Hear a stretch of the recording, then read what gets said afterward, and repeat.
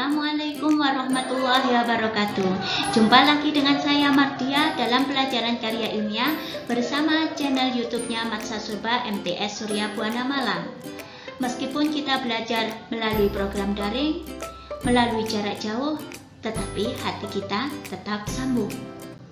Mari kita bermotivasi tinggi, penuh semangat, belajar dan berprestasi melalui program pelajaran karya ilmiah. Sebelum kita mulai pelajaran kali ini, marilah kita membaca basmalah bersama-sama. A'udzu billahi minasyaitonir rajim. Bismillahirrahmanirrahim. Raditu billahi robba wa bil islami dina wa bi Muhammadin nabiyya wa rasula. Rabbi zidni ilma warzuqni fahma waj'alni min ibadikas sholihin. Amin. Pada materi kita kali ini adalah penerapan bab 3 pada makalah dan proposal. Mengapa saya masukkan proposal? Karena dalam event-event nasional maupun internasional, kebanyakan yang dinilai terlebih dahulu adalah proposal kita. Baru kemudian tahap berikutnya makalah yang lengkap.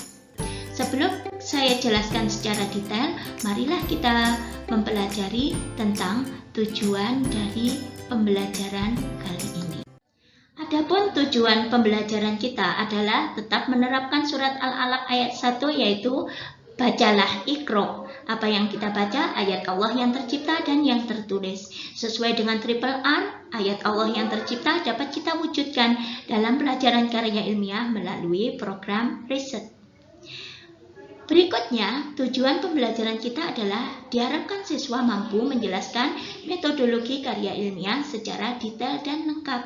Apakah itu metodologi? Metodologi adalah bagian dari inti bab 3, yaitu langkah-langkah penelitian kita yang kita uraikan secara terperinci pada bab 3. Bagaimana menerapkan bab 3 dalam makalah dan proposal?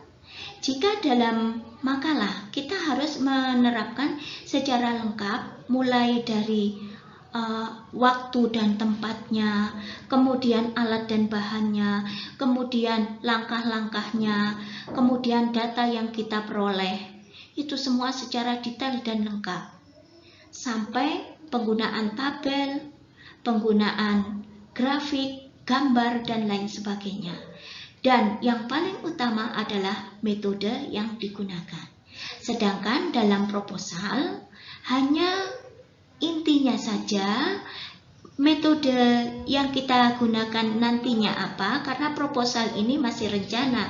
Jadi rencana penelitian kita itu dengan menggunakan metode apa? Apakah metode osmosis, apakah metode perancangan hardware atau perancangan software atau metode kristalisasi atau penyaringan dan lain sebagainya, sesuai dengan ide kalian masing-masing.